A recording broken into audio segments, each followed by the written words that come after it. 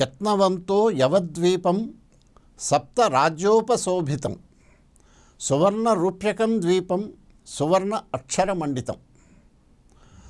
శ్రీమద్ రామాయణం కిష్కింధకాండలో సీతాదేవిని వెతకటానికి route మ్యాప్గా search పార్టీల వానరులకు సుగ్రీవుడు ఇచ్చిన ప్రపంచ అట్లాస్లో యవద్వీప సువర్ణ రూప్యక ద్వీపాల ప్రస్తావన ఉన్న ప్రసిద్ధ శ్లోకమిది.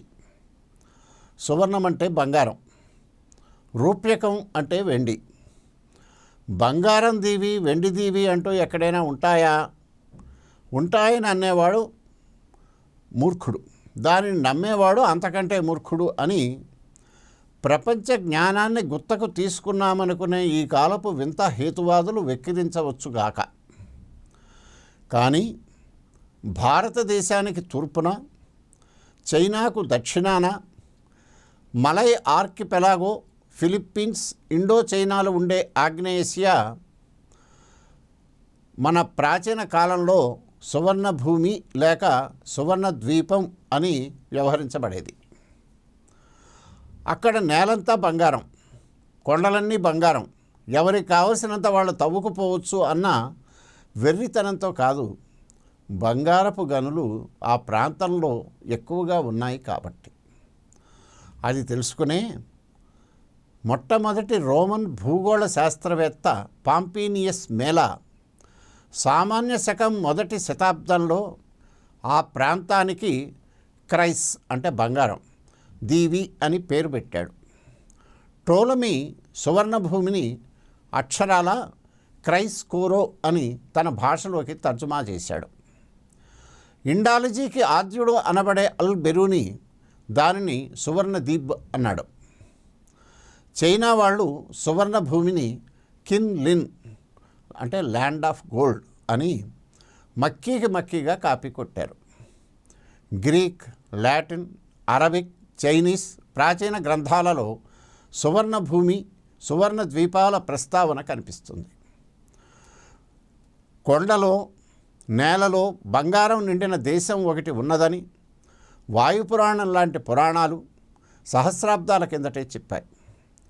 బృహత్కథ, కథా సరిత్సాగరం, కాదంబరి, బౌద్ధ జాతక కథలలో సువర్ణ భూమి, సువర్ణ దేశం, సువర్ణపురం, కాంచనపురం, సువర్ణ ద్వీపాల ప్రస్తావన చాలా కథల్లో వస్తుంది. స్థూలంగా బర్మా, మలయ ద్వీపకల్పం, సుమత్రా దీవుల సముదాయాన్ని ఉద్దేశించి మన పూర్వులు సువర్ణ భూమి, సువర్ణ దేశం పదాలను సమానార్థకాలుగా వాడారు. సువర్ణ ద్వీపంలాగే నారికేళ ద్వీపం, కర్పూర ద్వీపం, యవద్వీపం, మలయ ద్వీపం, ఆమ్ర ద్వీపాలను కూడా మన ప్రాచీనులు పేర్కొన్నారు. నారికేళం అంటే కొబ్బరికాయ. నారికేళ ద్వీపం అన్నది నికోబార్ దీవిని. అక్కడి జనం ధాన్యాన్ని పండించకుండా పూర్తిగా కొబ్బరికాయల మీదే బతుకుతారని 7వ శతాబ్దంలో చైనీస్ యాత్రికుడు హుయెన్ సాంగ్ రాశాడు. కర్పూరానికి ప్రసిద్ధి కాబట్టి కర్పూర ద్వీపం అన్నది బోర్నియోనా, ఉత్తర సముద్రాన అన్నది ఆధునిక చరిత్రకారులు ఇప్పటికీ తేల్చలేకపోయారు. యవలు బాగా పండుతాయి కాబట్టి ఇప్పటి జావాను యవద్వీపం అన్నారు అని కొందరు శాస్త్రవేత్తలు, కాదు యవద్వీపం అంటే సుమత్రా అని ఇంకొందరు ఇప్పటికీ వాదులాడుతూనే ఉన్నారు.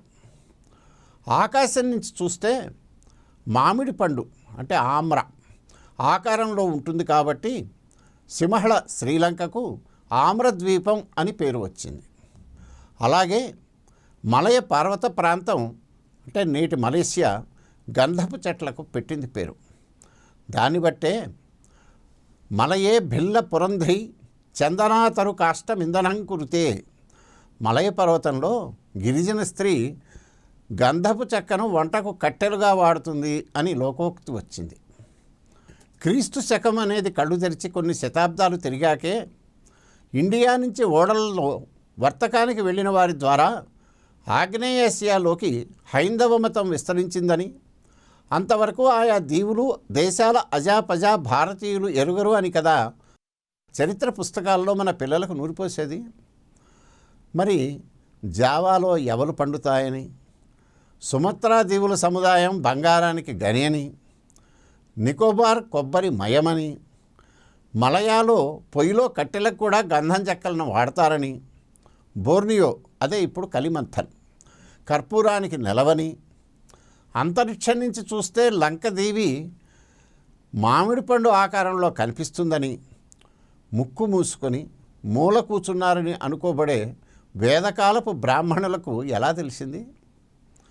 ఆయా దీవులు ద్వీపాంతరాల ఊసులు వేల ఏళ్ల కిందటే పురాణాలకు జాతక కథలకు ఎలా ఎక్కాయి?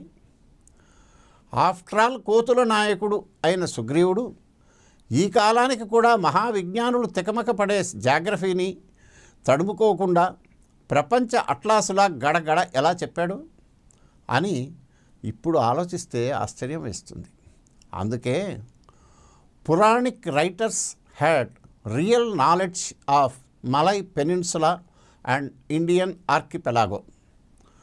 మలయ ద్వీపకల్పం, ఇండియన్ ఆర్కిపెలాగోల గురించి పౌరాణిక రచయితలకు నిజమైన పరిజ్ఞానం ఉంది అని ancient Indian colonies in the far east volume 2గా ప్రచురించిన సువర్ణ ద్వీప గ్రంథం మొదటి సంపుటిలో మెచ్చుకున్నాడు ప్రపంచ ప్రసిద్ధి పొందిన చరిత్రకారుడు ఆర్సి మజుందార్.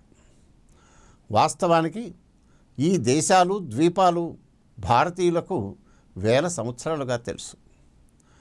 అమెరికా పాతాళం, ఆఫ్ఘనిస్తాన్ గాంధారంలాగే ఒకప్పుడు కంపూచియా లేక కంబోడియా కాంబోజ రాజ్యం, వియత్నాం చంపా రాజ్యం, సింగపూర్ అసలు పేరు సింహపురం.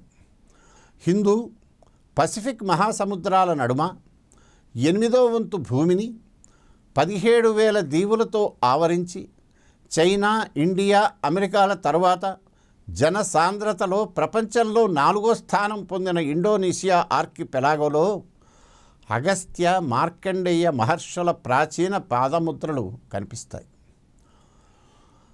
పూర్వం కౌండిన్య గోత్రానికి చెందిన కౌండిన్య అనే కళింగ బ్రాహ్మణ యువకుడు వ్యాపారం నిమిత్తం ఓడలో సరుకులు వేసుకొని వెళుతుండగా సోమ అనే నాగజాతి యువతి నాయకత్వంలో సముద్రపు దొంగల ముఠా దాడి చేసింది.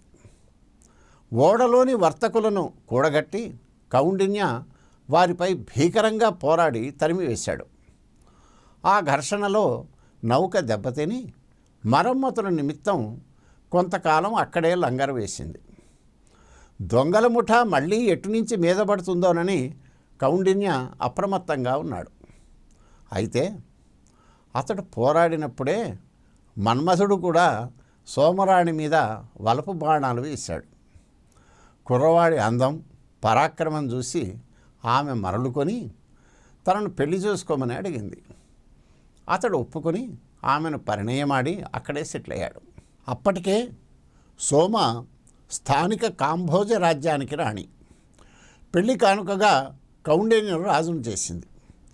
తరువాత ఇద్దరూ కలిసి సామాన్య శకం 1వ శతాబ్దంలో ఫ్యునాన్ సామ్రాజ్యాన్ని స్థాపించారని, అది శతాబ్దాల పర్యంతం వర్ధిల్లిందని చరిత్రకారులు అందరూ చెప్పే ఐతిహ్యం.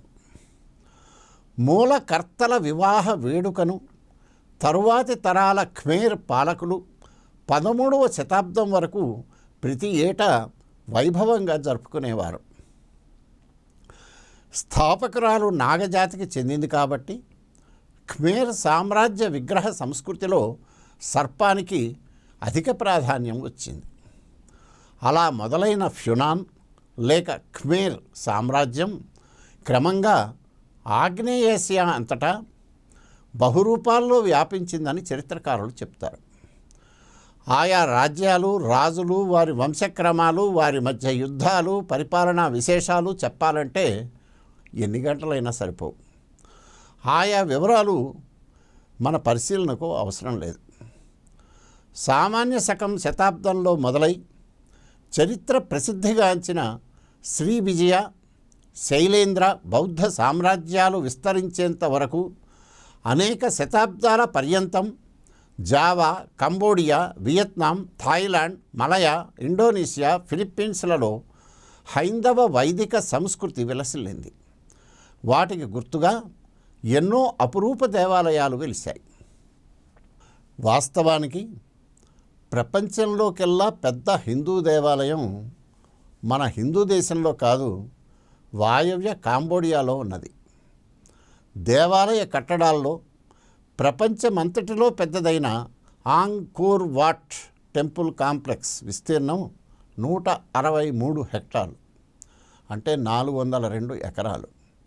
దాని గోపురం ఎత్తు 65 మీటర్లు, అంటే 213 అడుగులు. ప్రహరీ గోడే 3.5 కిలోమీటర్లు.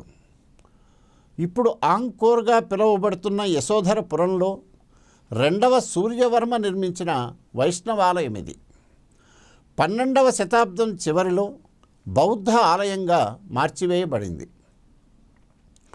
ప్రపంచ ప్రసిద్ధి పొందిన మహానిర్మాణం కాబట్టి దాని వివరాలు ఇక్కడ చెప్పనవసరం లేదు.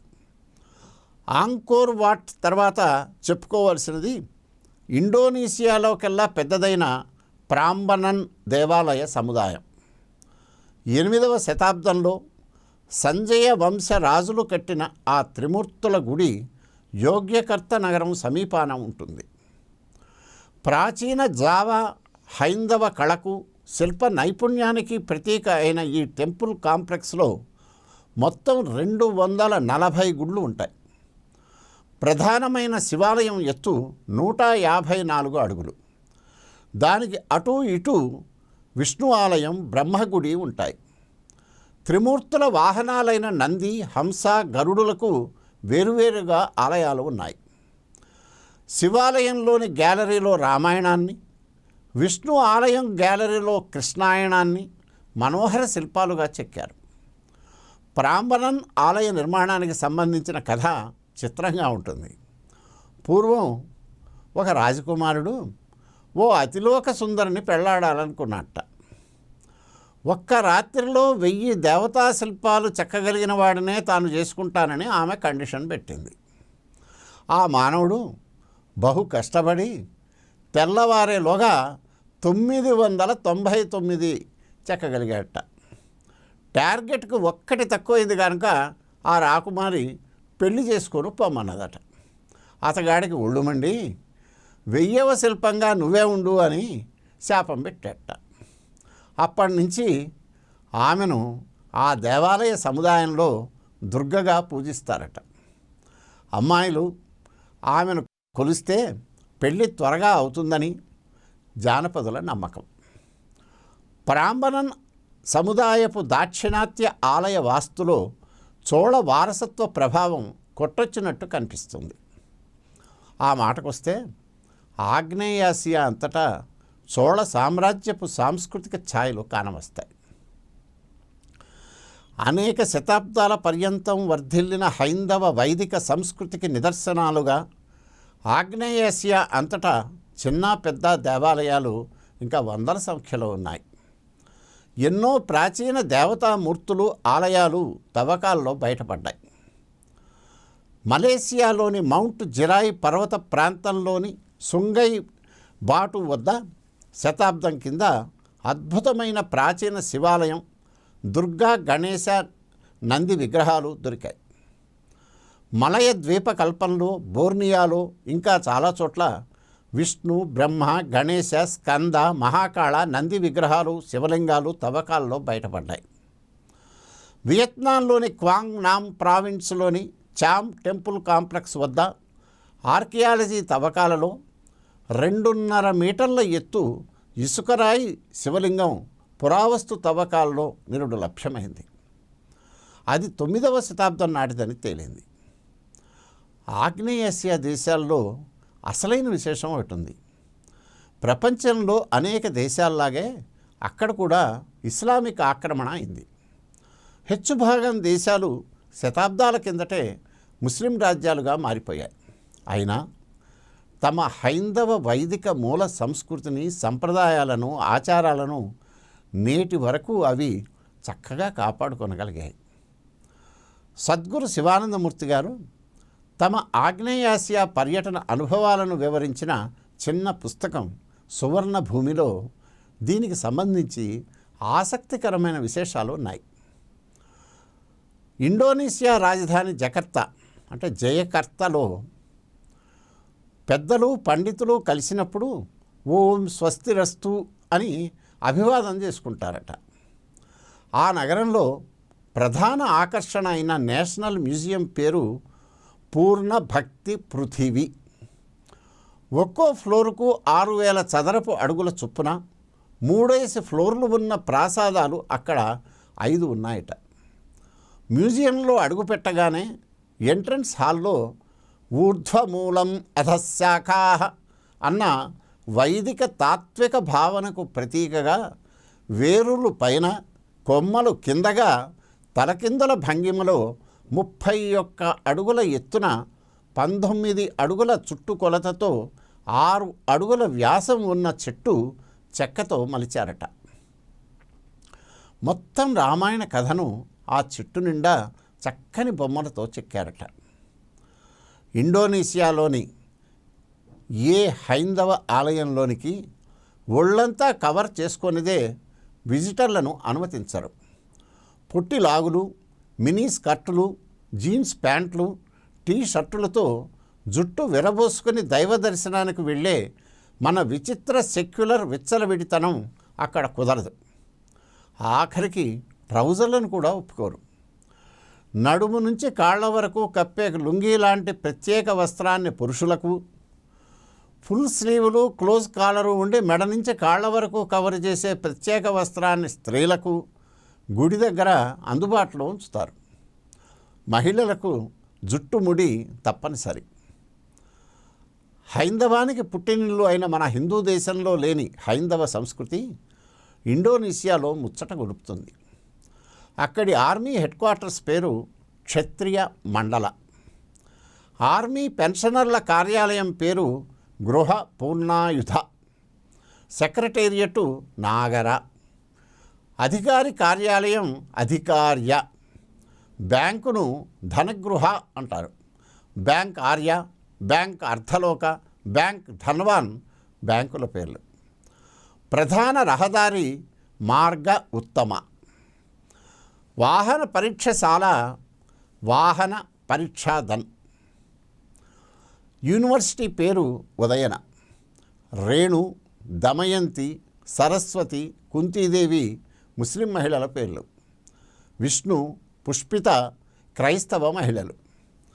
కుంతీదేవి పేరు ఎందుకు పెట్టుకున్నావు అని మా గురువుగారు ఒక ముసల్మాన్ మహిళను అడిగితే 5 మహావీరులను కన్న తల్లి కదా అని ఆమె జవాబిచ్చిందట. సరస్వతి మహమ్మదీల్లో చాలా కామన్ పేరు. మహిళలు నుదుట బొట్టు పెట్టుకుంటారు. ఇంటి ముందు, షాపు ముందు తప్పనిసరిగా దీపం పెడతారు. పంచాంగం వేరైనా బాలి దీవిలో మహాశివరాత్రిని మనం జరుపుకునే రోజునే చేసుకుంటారు.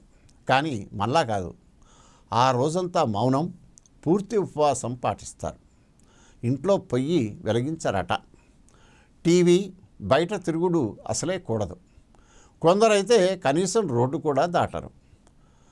హైందవాన్ని, ఆ ప్రాంతానికి తెచ్చిన అగస్త్యుడిని బాలిలో గురు మహర్షిగా భక్తితో పూజిస్తారు. ప్రపంచంలోకెల్లా పెద్ద ముస్లిం దేశమైన ఇండోనేషియా, ప్రపంచంలోకెల్లా ఘరానా క్రైస్తవ దేశమైన అమెరికాకు హిందువుల చదువుల తల్లి సరస్వతి 16 అడుగుల విగ్రహాన్ని 2013లో బహూకరించింది.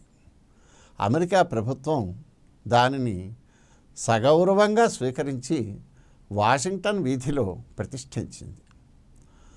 వేద సంస్కృతి విశ్వవ్యాప్తికి దీనికంటే దృష్టాంతం ఏమి కావాలి?